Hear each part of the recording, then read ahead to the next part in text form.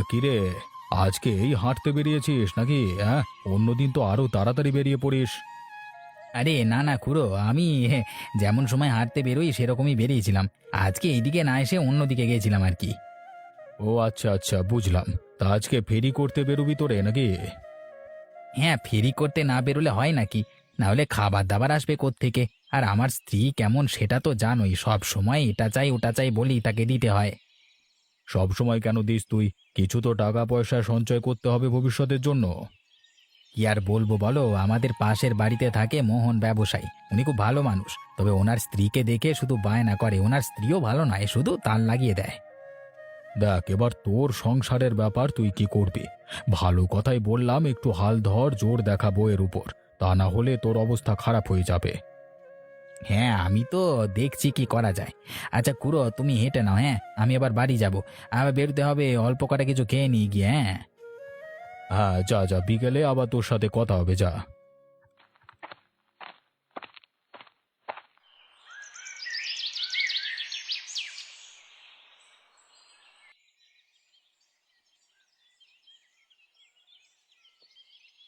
ওরে বাবা রে বাবা, আজকে ঘুম থেকে উঠতে দেরি হয়ে গেল রে। তাড়াতাড়ি কাজগুলো করে নিতে হবে। ওনার আসার তো আবার সময় হয়ে গেল, এসে আবার খেয়ে দিয়ে বেরোবে।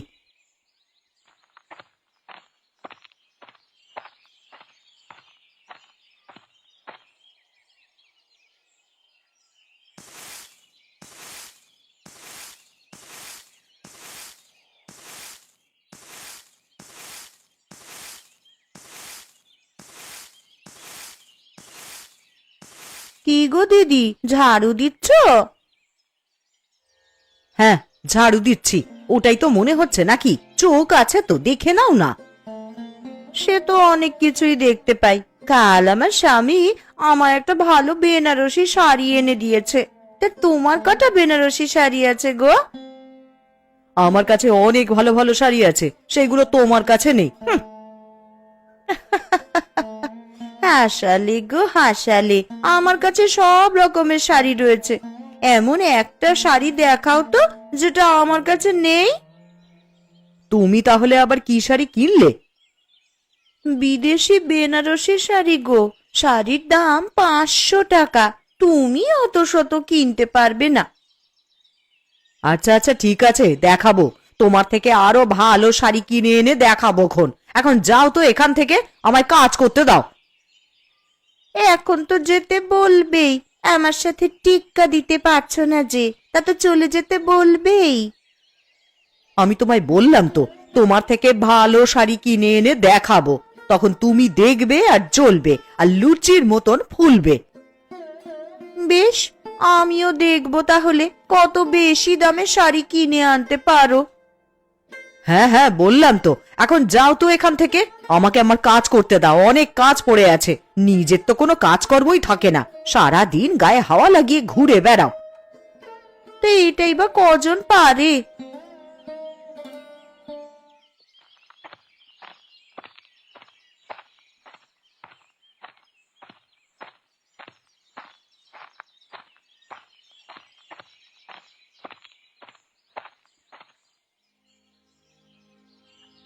গিন্নি, আমি এসে গেছি।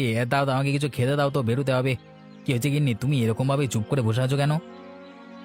তা তোমার জেনে কি হবে বলো? তুমি কি আর সেটা ঠিক করতে পারবে? আরে গিন্নি, আমাকে বলো, আমি চেষ্টা করব। কিসের জন্য মন খারাপ তোমার? আজ সকালে যখন ঝাড়ু দিচ্ছিলাম, তখন ওই ডালিয়া দিদি ওদের ওখান থেকে আমায় ডাকে। আর মোহন দাদা তাকে ভালো শাড়ি এনে দিয়েছে বলে আমাকে কেমন ভাবে যেন অপমান করে। আমিও বলে দিয়েছি, আমিও ওর থেকে ভালো শাড়ি কিনে দেখিয়ে দেব। আমার শাড়ি কিনে দাও। গিন্নি, এখন তো টাকা পয়সা কেমন নেই, মাসের শেষ। পরের মাসে অবশ্যই কিনে দেবো। তাতে মানে ওই তাঁতের শাড়ি কিনবে তো, আমি নিশ্চয়ই কিনে দেবো আর কি। না না, আমি তাঁতের শাড়ি কিনবো না, আমি বিদেশি বেনারসি কিনবো, তাও আবার 600 টাকা দামের। তাহলে আমি কিনে দিতে পারবো না গিন্নি। 600 টাকায় যদি শাড়ি কিনে নাও তাহলে সারা মাস চলবে কিভাবে?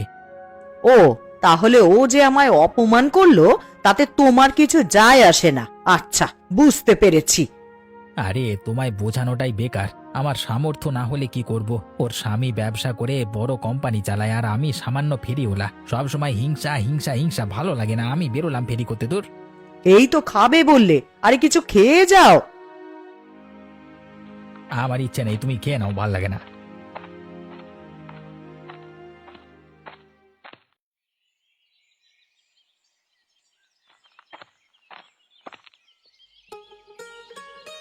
কি গো, হিসাব করছো? হ্যাঁ গো, মাসের শেষ তো, হিসেবপত্র তো করতে হবে। দেখি এ মাসে কেমন কি লাভ লস হলো। আমি ব্যবসার অত শত বুঝি না বাপু, তুমি তোমার কাজ করো। তবে আমাকে তুমি যে শাড়িটা এনে দিয়েছো খুব সুন্দর হয়েছে। হ্যাঁ, দেখে ভালো লাগলো, তাই জন্যই তো নিয়ে এলাম। তোমার জন্য কি আমি খারাপ জিনিস আনবো? ওই বিদেশি বেনারসি শাড়িটার কথা আমি পাশের বাড়ির রমুলা দিদিকেও বলেছি। ও তো শুনে একেবারে হিংসায় আগুন গো। বলছে নাকি আমার থেকেও দামি আর ভালো শাড়ি আনবে। কেন, আমি তো তোমাকে এনে দিয়েছি, অত বলবার কি আছে? আরে শুধু শুধু আবার ঝামেলা হবে, প্রশান্তর উপর চাপ দেবে। ও মা, তুমি আমায় এত ভালো শাড়ি এনে দিয়েছো আর আমি বলবো না? না, তুমি বলবে না, এরকম ভাবে হিংসা করা ঠিক নয়। ও যখন কিছু একটা কিনবে তখন তোমারও চাই, আর তুমি যখন কিছু একটা কিনবে তখন আবার ওকে শুনিয়ে শুনিয়ে বলবে। এইভাবে কার কষ্টটা বাড়ে ওই প্রশান্তর। এরপর থেকে এরকম হলে আমি আর কিছু এনে দেবো না, বলে দিলাম। আচ্ছা, আর হবে না, আমার ভুল হয়েছে। এই রকম ভুল আমি আর করব না গো। হ্যাঁ, মনে থাকে জানো। আমি এত ভালো ভালো শাড়ি কিনবো, সব কিছু কিনবো, আর সবাইকে দেখাবো। সবাই দেখবে আর জ্বলবে, লুচির মতন ফুলবে।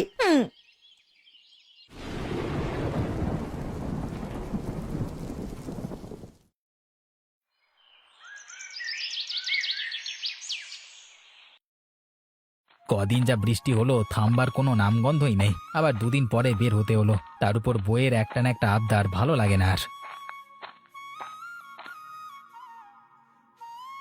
রবি, হয়ে গেল আজকের মতো বেচাকেনা? হ্যাঁ গো দাদা, আজকের মতো হয়ে গেছে। কালকে থেকে আবার ইলিশ মাছ আনবো। আর তুমি যদি নাও তাহলে তোমাকে একটু কম করে দিয়ে দেবো। তুই কমে দিলে কি হবে? আমার পকেটে টাকা না থাকলে কিনবো কিভাবে? আজকে দেখি কেমন কি বেচাকেনা হয়, তার উপর নির্ভর করে কালকের বাজারটা করব। বৃষ্টির পর এই প্রথম ফেরি করতে বেরোলে তো খুব ভালোই বেচা কেনা হবে, চিন্তা করো না। সেটা হলেই তো ভালো। ইলিশ মোটামুটি কত টাকা করে দাম যাবে? ঠিকঠাক বলা যাবে না, মানে জানি, আমি তবে আন্দাজ করে বলো। ওই মোটামুটি 100 টাকা কেজি এরকম হবে, তবে তুমি নিলে তোমার 10 টাকা কম দেবো। আচ্ছা দেখি কালকে তাহলে কি হয়। ইলিশ খাবার ইচ্ছে তো আছে, তবে হয়ে উঠবে কিনা বলতে পারছি না।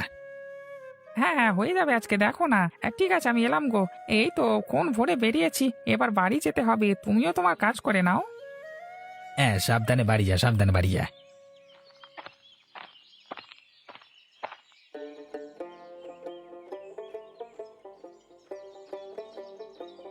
গিন্নি, তোমাকে একটা কথা বলবার ছিল, বুঝলে? একদম মাথাতেই ছিল না, ভুলেই গিয়েছিলাম।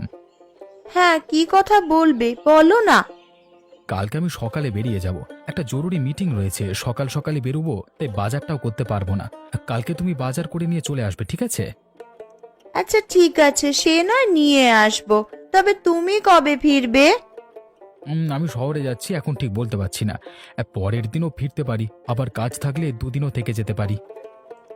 আচ্ছা ঠিক আছে, কাল সকালে বেরোবে তাই তো? তাহলে তোমার জন্য ভোরবেলায় উঠে খাবার তৈরি করে রাখবো, খেয়ে যাবে।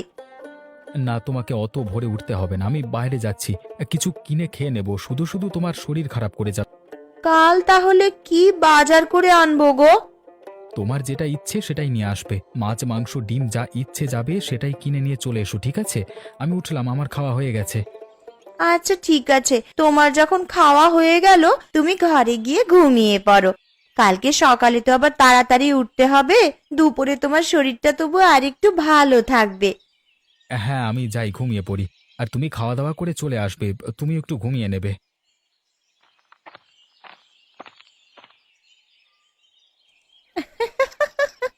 তাহলে কাল আমি বাজার থেকে নিয়ে আসবো ভালো একটা মাছ। যা ইচ্ছা তাই আনতে বললো তো, অসুবিধা নেই।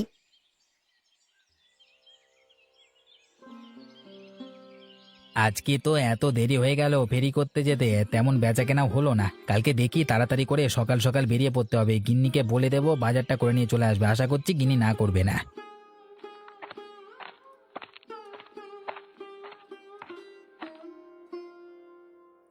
আরে প্রশান্ত, তুই কখন এলি? এই একটু আগে এসে বসলাম। এসো মাজায় বসো। হ্যাঁ, বসবার জন্যই তো এলাম। তোকেও পেয়ে গেলাম, ভালোই হলো। এবার গল্প করব। গল্প করতে ভালো লাগছে না খুড়ো, মন মেজাজ ভালো নেই বুঝলে। কেন রে, হঠাৎ কি হলো তোর? কিছু সমস্যা হয়েছে নাকি? এই সমস্যা বলে সমস্যা, গুরুতর সমস্যা। ওইদিকে মোহন ওর স্ত্রীকে দামি দামি জিনিস এনে দিচ্ছে, আর চাপ পড়ছে আমার উপর। আমি বুঝতে পেরেছি কি বলতে চাইছিস। তোর গিন্নি আবার কিছু একটা বায়না করছে, তাই তো? হ্যাঁ ঠিকই ধরেছো, আর ভালো লাগে না। এখন আবার বলছে নাকি এরা 600 টাকা দামের একটা শাড়ি কিনবে। এই রোজগার করে এটা দেওয়া সম্ভব? তা আবার হয় নাকি? এত টাকা পাবি কোথায়? বারণ করে দিয়েছি তো, এভাবে হয় নাকি? রোজে নতুন নতুন একটা করে জিনিস চাই। আমি কি কোটিপতি নাকি যা চাইবে তাই দেবো? আচ্ছা, তুই মাথা ঠান্ডা কর, ঠান্ডা করে বাড়ি যা। রাতে ঘুমিয়ে পড়িস তাড়াতাড়ি, একদম ভাবিস না, ওসব দিকে পাত্তা দিস না, তাহলে যাবো। হ্যাঁ, যা, মাথা ঠান্ডা করে বাড়ি যা। আচ্ছা কুড়ো, ঠিক আছে, তাই বাড়ি গেলাম।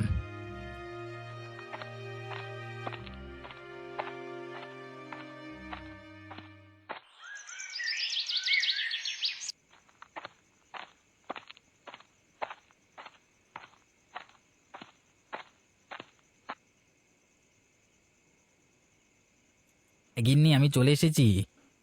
আচ্ছা ঠিক আছে, তুমি বসো, আমি তোমায় খেতে দিচ্ছি। তা আজকে তো দেরি করলে কেন? না, আজকে আমি খাবো না গো, আমার খাবার ইচ্ছে নেই। তুমি খেয়ে নিয়ে ঘরে চলে এসো, আমি ঘুমাতে গেলাম। হ্যাঁ।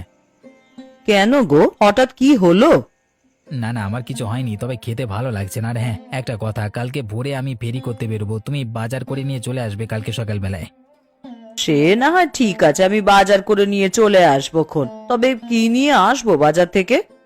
আজকে রবি বলছিল কালকে ভোর থেকে মানে ভালো ভালো ইলিশ মাছ আসবে, ওর কাছ থেকে ইলিশ মাছ নিয়ে আসবো, একটু কম দামে দেবে বলেছে। ইলিশ খাবো আমরা? ঠিক আছে ঠিক আছে, তাহলে তাড়াতাড়ি বাজারে চলে যাবো খন। আর তোমার এই 600 টাকা দামের শাড়ি আমি দিতে পারবো না। কত টাকা দিয়ে শাড়ি কিনলে 15 দিন না খেয়ে থাকতে পারবে? পারবে না তো? তাহলে কিনতে কিনতে হবে না। আচ্ছা বাবা, আচ্ছা ঠিক আছে, আমি কিনবো না এই 600 টাকা দামের শাড়ি। কালকে ইলিশ খাবো, এটাই অনেক। বাবা, এত পরিবর্তন! ভালো ভালো, ঠিক আছে, আমি শুতে গেলাম, তুমি খাওয়া দাওয়া করে নিয়ে চলে আসবে কেমন? আচ্ছা, তুমি যাও।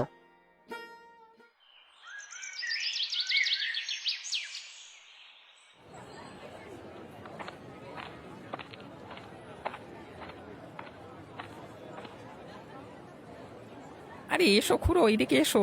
এ অল্প দামে মাছ পেয়ে যাবে, খুব ভালো ভালো। অল্প দাম মানে? কত করে দিচ্ছিস? এমনি দিচ্ছি, মাছগুলো যেমন দাম হয় সেরকমই আছে। তবে আজকে ইলিশ মাছ এনেছি, একটাই পড়ে আছে, নেবে তুমি? আগে বল কত করে দিবি, তারপরে বলবো আমি। তুমি যদি নাও তাহলে ওই 90 টাকায় দেবো। এমনিতে 100 টাকা কেজিতে বিক্রি করছি। না রে, আজকে তাহলে নেব না, অন্য একদিন নিয়ে যাব। অত টাকার এখন বাজার করলে হবে না। আচ্ছা শেষ কথা, আপনি আমাকে 80 টাকা দিন, দিয়ে দিচ্ছি। এত বড় মাছ 80 টাকা কেউ দেবে না।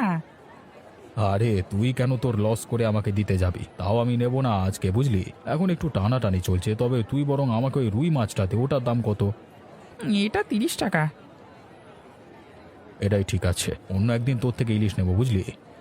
আচ্ছা খুড়ো, কোনো সমস্যা নেই। তোমার 30 টাকা হয়েছে, দাও। আচ্ছা, এই নে ধর তোর 30 টাকা। আমি যাই আজকে। হ্যাঁ, আর সপ্তাহ খানেকের মধ্যেই তোর কাছ থেকে একটা ইলিশ নেব। আমারও তো খেতে ইচ্ছে করে।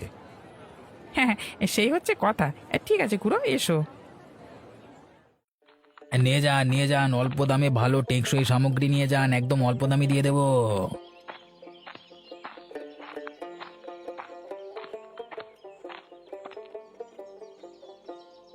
আরে প্রশান্ত, যে আজকে এত তাড়াতাড়ি ফেরি করতে বেরিয়ে পড়লে? অন্যদিন তো মানে এত তাড়াতাড়ি বেরো না। আরে না না, তেমন কিছু নয়, বেচা কেনা ঠিকঠাক হয়নি তো কালকে, তাই আজকে তাড়াতাড়ি বেরিয়ে পড়েছি। আচ্ছা আচ্ছা, বুঝলাম। আমি যাচ্ছি একটা দরকারি কাজে। হ্যাঁ, তোমাদের সব বড় বড় কাজ, এসব আমাদের মতো সামান্য ফেরিওয়ালার মাথায় ঢুকবে না। হ্যাঁ, এসব কথা বলায় মনে পড়ল, তোমার স্ত্রী আর আমার স্ত্রীর মধ্যে হিংসে দিন দিন বেরিয়ে চলছে, বুঝলে? আমি এটা লক্ষ্য করেছি, তো কি করলে এটা কমানো যায় বলো তো? আমি একটা কথা কিছুতেই বুঝতে পারছি না। আমি যা রোজগার করলে মানে আমার সামর্থ্য মতো থাকবো তো নাকি? মানে কিন্তু তোমার স্ত্রী আমার গিন্নির সাথে এমনভাবে কথা বলছে, সে ওই জিনিসটা নেওয়ার জন্য উত্তেজিত হচ্ছে। আমি তো বারণ করি, তারপরেও যদি করে আমি কি বলতে পারি? অনেক বারণ করি আমি, আর আমারও তো মানে আমার বউকে কিছু দিতে ইচ্ছে করে, তাই না? হ্যাঁ, মানে তুমি কেন কিনে দেবে না বলো তো? কিন্তু একটু তোমার বউকে বলতে বারণ করো আমার স্ত্রীকে, না আমি আমি চাপে পড়ে যাচ্ছি। ঠিক আছে ঠিক আছে, আমি দেখছি। এখন আমি যাই, দেরি হয়ে যাবে না হলে। তুমি তো ওইদিকে রাস্তায় যাবে, তাই না? হ্যাঁ, আমি ওইদিকেই যাব। আচ্ছা তুমি এসো, ফেরবার পথে হয়তো দেখা হয়ে যাবে আবার, হ্যাঁ? হ্যাঁ হ্যাঁ, হয়ে যেতে পারে, এখন এলাম।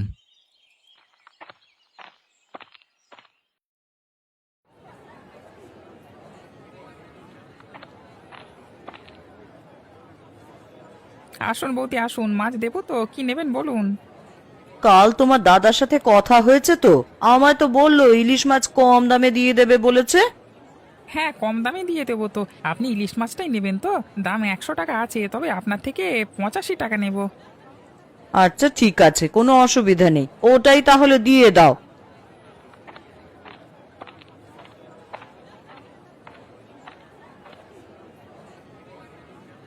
রবি, ইলিশ মাছটা আমি নেব কিন্তু ওটা আমাকে দেবে।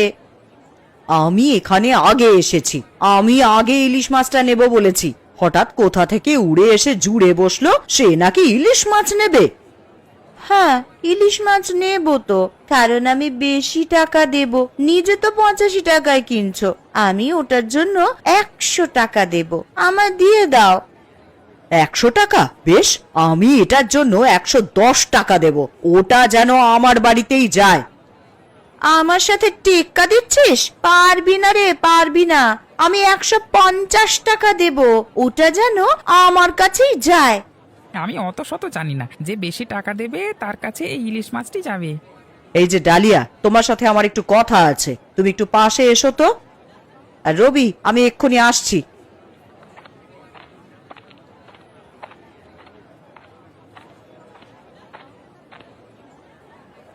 কি হয়েছে, আমাকে এইভাবে দূরে সরিয়ে নিয়ে এলে কেন? আরে আমার কথাটা শোনো, এখানে কিন্তু আমাদের দুজনেরই ক্ষতি হচ্ছে। হিংসা করছি আমরা দুজন, আর লাভ হচ্ছে রবির। আমি 85 টাকাতেই তো মাছটা কিনতাম, কিন্তু তুমি দেবে বলছো 150 টাকা। এত টাকা বেশি দেওয়াটা কি উচিত হবে? হ্যাঁ, এই কথাটা তো ভালো বলেছো। তার থেকে ভালো মাছটা তুমি 85 টাকায় কিনে নাও, তারপর দুই পরিবার মিলে খাবো। শুধু শুধু হিংসা করে লাভ নেই।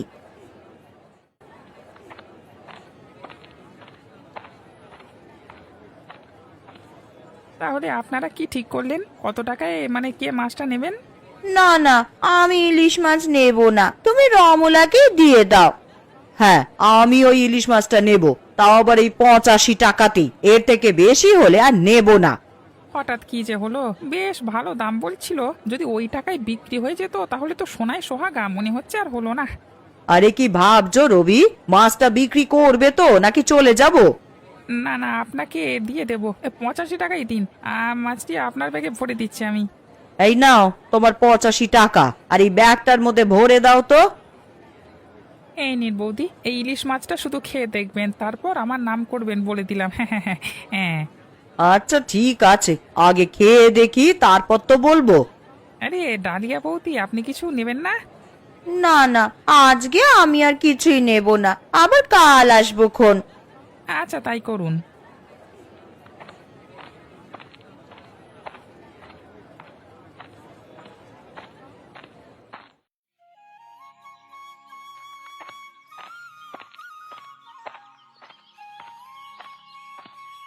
আরে প্রশান্ত, তোমার গিন্নি আর আমার গিন্নি রাস্তার সামনে একসাথে দাঁড়িয়ে আছে কেন বলো তো? আমার নিশ্চয়ই কোনো কিছু ঝামেলা করছে রে, এমনি দুধ চায়ে ভালো লাগে না। না না প্রশান্ত, আমার সেটা মনে হচ্ছে না। ওরা তো খুব সুন্দর একসাথে দাঁড়িয়ে আছে, ব্যাপারটা গিয়ে দেখতে হচ্ছে তো। আরে এসো এসো, তোমাদের দুজনের অপেক্ষাই তো করছিলাম।